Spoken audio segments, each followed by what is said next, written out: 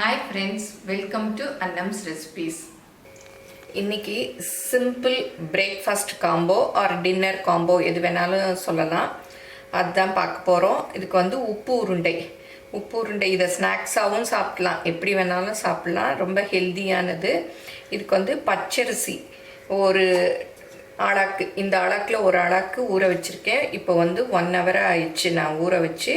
இதை வந்து மிக்சியில் ரவையாக அரைச்சிக்கணும். இதுக்கு காம்பினேஷனாக வரமிளகா துவையல், நான் ஏற்கனவே வரமிளகா துவையல் எப்படி செய்கிறதுன்னு போட்டிருக்கேன். அதோட லிங்க்கு கீழே தரேன், பார்த்துக்கங்க. இதை வந்து வதக்கி வச்சுருக்கேன். ஆறுனதும் இதை மிக்சியில் போட்டு அரைச்சிக்கணும். இப்போ ஊற வச்ச அரிசியை இந்த மிக்சியில் போட்டு அரைச்சிக்கலாம்.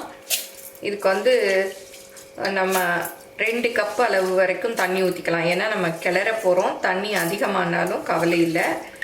இப்போ இந்த ஊற வச்ச தண்ணியை ஊற்றி கொஞ்சம் அரைச்சிக்கிட்டு அப்புறம் தண்ணி ஊற்றிக்கலாம். ரொம்ப நைஸாக அரைக்க வேண்டாம், ரவை பதமாக அரைச்சா போதும். இந்த உப்பு உருண்டைக்கு தேவையான உப்பையும் இதிலே போட்டுறேன். இப்போ பாருங்கள், அரைச்சாச்சு. இந்த மாதிரி நரன்னு அரைச்சிக்கணும், நைஸாக இருக்கக்கூடாது. அப்படி தொட்டு பார்த்தா நரன்னு இருக்கணும். இந்த மாதிரி தண்ணியாக அரைச்சிக்கணும். ஏன்னா ரொம்ப திக்காக அரைச்சிக்கிட்டிங்கன்னா கொழுக்கட்டை வந்து ஹார்டாக இருக்கும். இந்த மாதிரி ஒரு பேன் வச்சுட்டு இதில் வந்து 2 டீஸ்பூன் அளவு எண்ணெய் ஊற்றிக்கலாம். இதில் இப்போ கடுகு 1 டீஸ்பூன், உளுத்தம்பருப்பு 1 டீஸ்பூன், கடலைப்பருப்பு 1 டீஸ்பூன். இப்போ இது பொரிஞ்சிருச்சு. கொஞ்சம் பெருங்காயம் ஒரு 1/4 டீஸ்பூன் அளவு போட்டுக்கலாம்.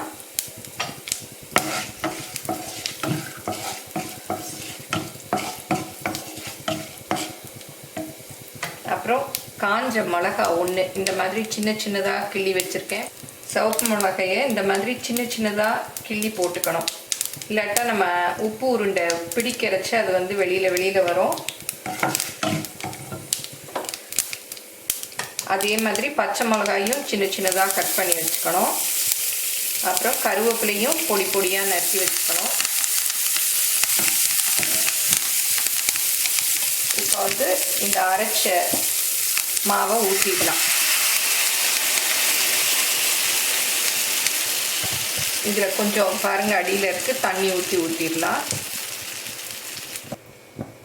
இப்போ நல்லா மிக்சியும் கழுவியாச்சு, அதையும் அப்படியே ஊற்றிடலாம். இப்போ இதை நல்லா கிளறிக்கணும். அடுப்பை வந்து குறைச்சி வச்சுக்கணும். இல்லாட்டா வந்து சீக்கிரம் மாவு ஒரு மாதிரி கட்டியாக போயிடும். அதனால் அடுப்பை வந்து குறைச்சி வச்சுட்டு கிளறணும். இப்போ வந்து தேங்காய் 1 கப் அளவுக்கு திருகி வச்சுருக்கேன். அதாவது இந்த சின்ன கப்பில் 1 கப்பு, நீங்கள் எவ்வளோ வேணுமோ அவ்வளோ போட்டுக்கலாம். அப்புறம் கொஞ்சம் கொஞ்சம் வந்து பல்லாக வச்சுருக்கேன், அதையும் போட்டுக்கலாம். இப்போ கொத்தமல்லி கொஞ்சம் பொடியாக கட் பண்ணி வச்சுருக்கேன், அதையும் போட்டுக்கலாம். இதில் கேரட் கூட நீங்கள் துருவி போடுறதுன்னா போட்டுக்கலாம். இப்போ எல்லாத்தையும் ஒன்றா அப்படியே மிக்ஸ் பண்ணிக்கணும். எல்லாம் வந்து ஒன்றா வந்துடுச்சு பாருங்கள். இந்த மாதிரி மிக்ஸ் பண்ணிக்கணும். அப்புறம் நம்ம ஆறின பிறகு சேர்த்து கூட கையில் பிசைஞ்சுக்கலாம். இப்போ வந்து போதும். இதுக்கு மேலே விட்டால் ரொம்ப வெந்து ஒரு மாதிரி கட்டியாக போயிடும். அதனால் இறக்கிடலாம் அடுப்புலேருந்து. அடுப்பை வந்து ஆஃப் பண்ணிடுறேன். இதை வந்து இந்த மாதிரி ஒரு அகலமான பாத்திரத்தில் போட்டுக்கலாம். அப்படி இந்த சூடில் இருந்தாலும் வலுத்த மாதிரி போயிடும், அதாவது சாஃப்டாக இருக்காது. இப்போ வந்து நல்லா வெதுன்னு ஆறிடுச்சு. கொஞ்சம் கையில் தண்ணி தொட்டுட்டு நல்லா பிசைஞ்சிக்கலாம். கட்டிகள் இல்லாமல் வந்து பிசைஞ்சுக்கணும். அப்போ தான் வந்து வேகரைச்சா நல்லாயிருக்கும். கட்டி இருந்தால் இந்த உப்பு உருண்டை வந்து டேஸ்ட்டாக இருக்காது. இப்போ வந்து இந்த ஸ்டேஜில் உப்புலாம் போதுமானு பார்த்துக்கங்க. பார்த்துட்டு எவ்வளோ சைஸ் உங்களுக்கு வேணுமோ அந்த சைஸ் உருட்டி இந்த மாதிரி ஒரு பிளேட்டில் வச்சுக்கணும். இப்போ இட்லி பாத்திரத்தில் தண்ணி ஊற்றி நல்லா கொஞ்சம் நேரம் கொதிக்க வச்சிடணும். இந்த மாதிரி ஆவி வரணும். உருட்டி வச்சுருக்கோம் இல்லையா, இந்த உருண்டையெல்லாம் இதில் வச்சு வேக வச்சிடணும். இது வந்து ஒரு 10 நிமிஷம் வெந்தால் போதும்.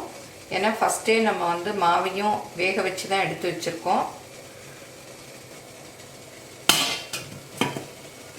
இப்போ 10 நிமிஷம் ஆச்சு, திறந்து பார்க்கலாம்.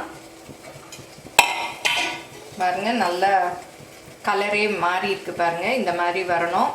கொஞ்சம் வந்து பிச்சு கூட பாருங்கள். உள்ள மாவாக இருந்தால் இன்னும் ஒரு கொஞ்சம் நேரம் வேக வச்சுக்கோங்க. இப்போ சூடாக இருக்குது, பிச்சு பார்க்கணும். உள்ளே வந்து மாவாக இருந்ததுன்னா திருப்பியும் கொஞ்சம் நேரம் வேக விடணும். பாருங்கள், இப்போ நல்லா வெந்திருக்கு. எல்லா கலரும் ஒரே மாதிரி இருக்குது. இல்லாட்டி உள்ளே வந்து நம்ம உருட்டி வச்சோம் இல்லையா, அந்த மாவு கலரில் இருக்கும்.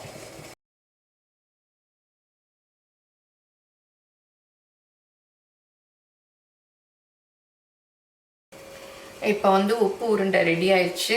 அதுக்கு காம்பினேஷனாக வரமிளகாய் சட்னி. இன்றைக்கி வந்து நான் கருவேப்பிலையோட கொஞ்சம் புதினா சேர்த்து வதக்கி அரைச்சேன். அப்புறம் கடைசியாக கொஞ்சம் தாளித்து கொட்டியிருக்கேன். அப்புறம் இந்த உப்பு உருண்டையில் வந்து கேரட் வேணும்னாலும் நீங்கள் துருவி போட்டுக்கலாம். எந்த வெஜிடபிள்ஸ் உங்களுக்கு பிடிக்குமோ அதெல்லாம் வந்து போட்டுக்கலாம். இது வந்து ரொம்ப ஹெல்த்தியான பிரேக்ஃபாஸ்ட்டு. அப்புறம் வந்து பெரியவங்களுக்கு கூட இதை தாராளமாக கொடுக்கலாம். ஏன்னா நம்ம 2 தடவை இதை குக் பண்ணிடுறோம். ஃபஸ்ட்டு ஒரு தடவை வேக வச்சுட்டு அப்புறம் ஆவிலையும் வேக வைக்கிறோம். அதனால இது ரொம்ப நல்லது, ஈஸியாக டைஜஸ்ட் ஆகிடும். எல்லோரும் செஞ்சு பாருங்கள். இது ஈவினிங் டிஃபனாக செய்யலாம், எல்லா நைட்டு செய்யலாம், சாயந்தரம் செய்யலாம், காலையில் செய்யலாம், எப்போ வேணால் செய்யலாம். எல்லோரும் செஞ்சு பாருங்கள். எப்படி இருந்ததுன்னு உங்கள் கமெண்ட்ஸை சொல்லுங்கள். தேங்க்யூ.